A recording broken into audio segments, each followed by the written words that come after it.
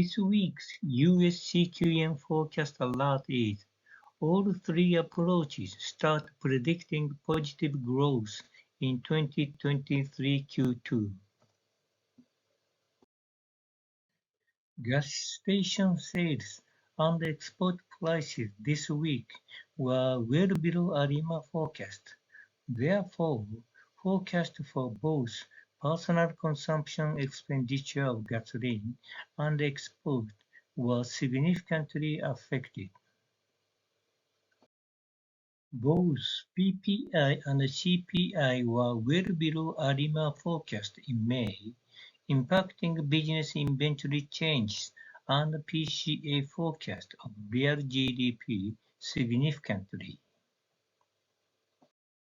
Economic growth on both the expenditure and income side picked up in June, with positive growth forecast for both sides.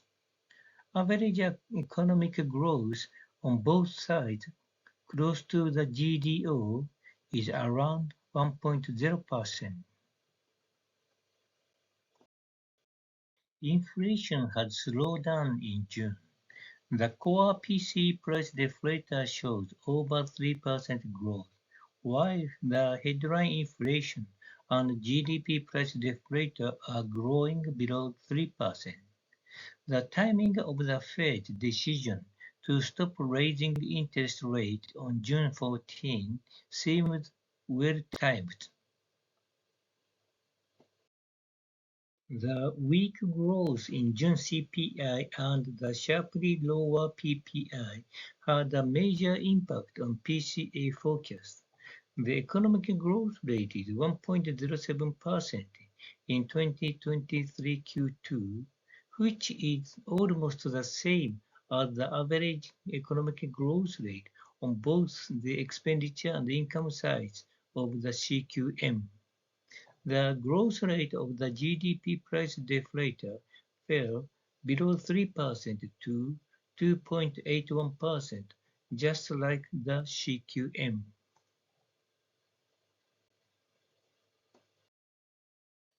A concern for the economy is that real final sales have been improving since the beginning of June, but is still showing negative growth rate.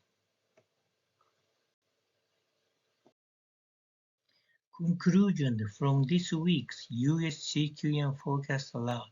First, June price indicators pushed the economic growth rate to around 1.0% in 2023 Q2. Regarding inflation, headline inflation and the GDP price deflator fell below 3%. Second, the growth rate of real final sales are still negative as a cause of concern for the economy. Third, at the FOMC meeting on June 14, it was good timing for the Fed to stop raising policy interest rate.